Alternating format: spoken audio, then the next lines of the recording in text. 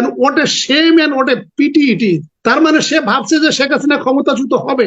এটা কিন্তু গতকাল পর্যন্ত কিন্তু এই সমস্ত লেসপেন্সাররা কিন্তু ভাবে নাই বা ভাবতে পারে নাই। ইভেন শেখ হাসিনাও ভাবতে পারে নাই যে সেনাপ্রধান তার বোনের জামাই, পরবর্তী 4 জন আইজিপি ঠিক করা আছে, পরবর্তী 4 জন প্রধান বিচারপতি ঠিক করা আছে, তাহলে উনি ক্ষমতাচ্যুত হবেন, এটা কিন্তু উনার কখনো কল্পনার ভিতর ছিল না।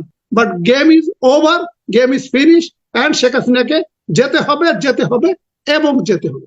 আপনি যেমনটি প্রশ্ন করলেন যে পুলিশ কি একাত্মতা প্রকাশ করেছে, আমি যেটা মনে করি যে এখন police, BGB, rapid action battalion, সেনাবাহিনী 99% কিন্তু এখন এই জনগণের আন্দোলনের সাথে একাত্মতা প্রকাশ করে ফেলেছে। কারণ আমি কিন্তু আগের টকশো গুলোতে আপনাকে বলেছিলাম যে সরকার ক্লিনিক্যালি এবং পলিটিক্যালি ডেথ, মানে পলিটিক্যালি তো ডেথ হয়ে গিয়েছে, এখন ক্লিনিক্যালি হাই পাওয়ারের ওষুধ দিয়ে তাকে সে হয়তো কিছুদিন সার্ভাইভ করার চেষ্টা করছে। আপনি দেখেন শেখ হাসিনা গত 15 বছর বা 16 বছর ধরে ক্ষমতা এসে, বিশেষ করে এই নির্বাচনটা অতিক্রম করার পরে সে এত বেশি কনফিডেন্ট হয়ে গিয়েছে। কেন হয়েছে এটার একটু গোপন রহস্য আপনাকে একটু বলি। সেটি হলো যে 2014 সালের একতরফা নির্বাচন, এগুলো আমরা তো জানি ইতিহাস। 2018 সালে জেনারেল আজিজকে দিয়ে দিনের ভোট রাতে করলেন, সেটাও ইতিহাস। 2024-এর ইলেকশন উনি উতরাতে পারবেন এটি উনি কখনো ধারণা করতে পারেন না, বিশেষ করে আমেরিকার যে স্যাংশনের ভয়, এবং ভারত যখন আমেরিকাকে মোটামুটি কনভিন্স করে এই নির্বাচনটা উতরিয়ে দিলেন, and she became so confident, এবং সে ধারণা করেছিলেন যে উনি আমৃত্যু ক্ষমতায় থাকবেন এবং ওনার পরে ওনার বোন, ওনার মেয়ে ক্ষমতায় থাকবেন। এবং এই কনফিডেন্সের পিছনে কারণটা হচ্ছে, আপনি দেখুন একজন স্বৈর শাসককে সাধারণত ক্ষমতায় রাখতে পারে 3টে স্টেক করলেন, একটা হচ্ছে পুলিশ, একটা হলো সেনাবাহিনী, একটা হলো জুডিশিয়ারি। মানে এদের ভূমিকা হচ্ছে 99%। এই যে এখন যে পুলিশের আইজিপি আছেন আব্দুল্লাহ আল মামুন সাহেব, তার কিন্তু চাকরি, উনি যখন আইজিপি হন ওনার চাকরি ছিল 3 মাস। তারপরে ওনাকে বলা হয়েছিল, একটা মিথ্যা আশ্বাস দেওয়া হয়েছিল যে তোমার ভাইকে এমপি বানাবো, কিন্তু তুমি আমাকে ইলেকশনটা উতরাই দিবা। উনি কিন্তু যথারীতি ইলেকশনটা উতরিয়ে দিয়েছেন, কিন্তু তার ভাইকে এমপি বানানো হয় না। এবং ওনার পরের ব্যাচে কাউকে আইজিপি না করে ওনাকে আবার চুক্তিভিত্তিক নিয়োগ দেওয়া হয়েছে। এটা কারণটা হচ্ছে এটা পরবর্তী আইজিপি করবে 3 জন ঠিক করা আছে, যেটা হলো ওই মনিরুল ইসলাম, হিজ ফ্রম গোপালগঞ্জ, এবং ডিএমপির কমিশনার হাবিব, যার সম্পর্কে বললাম, তারপরে আসবে হাবিব, এবং তারপরে আসবে হলো হারুন, ডিবির হারুন। তার মানে মোটামুটি 8-10 বছর এই 3 জন আইজিপি কন্টিনিউ করবে। এখন আসেন সেনাবাহিনীর ক্ষেত্রে, কারণ তিনি তো সবসময় সেনাবাহিনীকে ধরে যে সেনাবাহিনী তাকে ক্ষমতাচ্যুত করতে পারবে, কিন্তু উনার আত্মীয়কে যখন সেনাপ্রধান করে ফেললেন, তখন উনি তো ভাবছে যে আমাকে আর কে ক্ষমতাচ্যুত করবে, সেনাবাহিনী যদি আমার সাথে থাকে তাহলে তো আর তোমাকে কেউ ক্ষমতাচ্যুত করার কেউ নাই। আপনি আসেন বিচার বিভাগ এখন যে ওবায়দুল হাসান এবং সম্ভাব্য প্রধান বিচারপতি এনায়েতুর রহিম, এই 2 জনই কিন্তু আব্দুর রাজ্জাকের 81 সালের আওয়ামী লীগের, ছাত্রলীগের যথাক্রমে সভাপতি এবং সেক্রেটারি ছিল।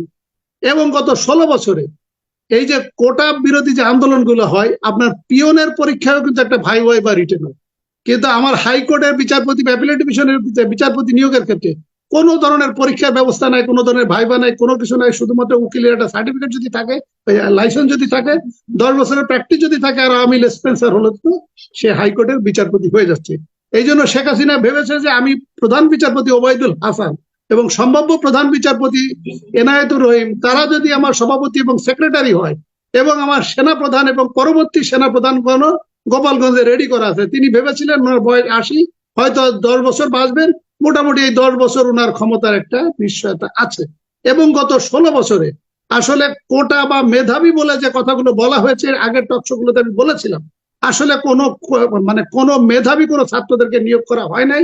100-তে 101% আওয়ামী লীগের ফ্যামিলি ব্যাকগ্রাউন্ড ছাড়া কেউ নিয়োগ পায় নাই। এই জন্য সে এত বেশি কনফিডেন্ট হয়ে গেছিল, বিশেষ করে জুডিশিয়ারি প্রধান, ওই বিচারপতি, সেনাপ্রধান এবং পুলিশ প্রধানগণ যেভাবে সিরিয়ালি সাজানো ছিল, উনি ভেবেছিলেন যে উনাকে আর শি হ্যাজ বিকাম ফেরাউন, এবং তাকে আর ক্ষমতাচ্যুত করার আর কেউ নাই। এটি হচ্ছে শেখ হাসিনার কনফিডেন্সের অতিমাত্রা রহস্য ছিল। আর কোনো কিছু হলে তো তার ভারত আছে, ভারত তাকে সহযোগিতা করবে, এবং যেভাবে গত 15 বছর সহযোগিতা করে এসেছিল। এখন দেখেন এই যে আমাদের যে ব্যারিস্টার আশরাফ যে কথাটা বললেন, আপনি যদি গতকাল একটা ভিডিও যদি দেখেন, বাগেরহাটের এসপি, সে কি উদ্ধত্তপূর্ণ সে বক্তব্য দিচ্ছে, এবং সে বলছে যে যেখানে উন্নয়ন সেখানে হামলা হয়েছে, এবং সে বলছে এইভাবে আমি নিরপেক্ষ, কিন্তু রাষ্ট্র বা সরকারের অস্তিত্বের সপক্ষে আমি নিরপেক্ষ বাগেরহাটের এসপি, হ্যাঁ, বাগেরহাটের এসপি, মানে how audacity and what a shame and what a pity it is. তার মানে সে ভাবছে যে শেখ হাসিনা ক্ষমতাচ্যুত হবে। এটা কিন্তু গতকাল পর্যন্ত কিন্তু এই সমস্ত লেসপেন্সাররা কিন্তু ভাবে নাই বা ভাবতে পারে নাই। ইভেন শেখ হাসিনাও ভাবতে পারে নাই যে সেনাপ্রধান তার বোনের জামাই, পরবর্তী 4 জন আইজিপি ঠিক করা আছে, পরবর্তী 4 জন প্রধান বিচারপতি ঠিক করা আছে, তাহলে উনি ক্ষমতাচ্যুত হবেন, এইটা কিন্তু ওনার কখনো কল্পনার ভিতর ছিল না। তো এখন আমি একটি ভালো খবর দিয়ে আমার বক্তব্য আমি শেষ করছি। আপনাকে আমি যেমনটি বললাম যে শেখ হাসিনা পলিটিক্যালি ডেথ এবং ক্লিনিক্যালিও ডেথ। আপনি দেখেন ইতোমধ্যে আপনার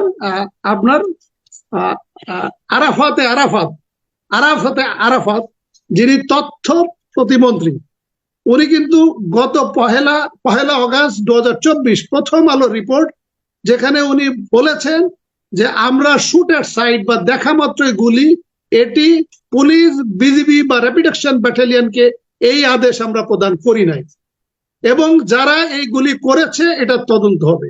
তার মানে তারা politically they have become half death. তার মানে আপনার পলক বলছি, আরাফাত সাহেব নতি স্বীকার করে ফেলেছে। পলক সাহেবের আপনি আজকে ভিডিও দেখেন, আপনি হাত করজ জোর করে সে ওই যে বলছে যে আমরা শিক্ষার্থীদের চোখের ভাষা এবং দাবি আমরা বুঝতে পারি নাই এবং আমরা বুঝতে ভুল করেছি, এবং ইন্টারনেট বন্ধ থাকার জন্য আমি করজ জোরে আপনাদের কাছে মিনতি চাচ্ছি, ক্ষমা চাচ্ছি। তার মানে 2 জন মন্ত্রী তারা বুঝে গেছে যে তাদের লেজ আপনার পিছন দিক দিয়ে অলরেডি ঢুকে গিয়েছে। তার মানে এটা সময়ের ব্যাপার। এই জন্য আমি আপনার মাধ্যমে আমাদের বক্তব্য যারা শুনছে, আমার সহকর্মী, সাবেক সহকর্মী এবং আমাদের যারা চাকরিতে police, BGB, rapid action battalion, সেনাবাহিনী, জুডিশিয়ারি, 3টা সংস্থার সাথে আমি কোনো না কোনো ভাবে জড়িত, চাকরি করে এসেছি, এবং আমি জুডিশিয়ারির সাথে আমি জড়িত, বিচার বিভাগের সাথে। আমি তাদেরকে উদাত্ত আহ্বান জানাবো, আপনি যে সূর্য অস্তমিত যে কোনো সময় তার লাইফ সাপোর্টটা খুলে ফেলা হবে। এই কারণে আপনারা আর হত্যাযজ্ঞ চালিয়েন না। Enough is enough. এখন সময়ের ব্যাপার, এটা কালকে হবে না পরশু হবে, but game is over, game is finish, and Sheikh হাসিনাকে যেতে হবে এবং যেতে হবে। ধন্যবাদ।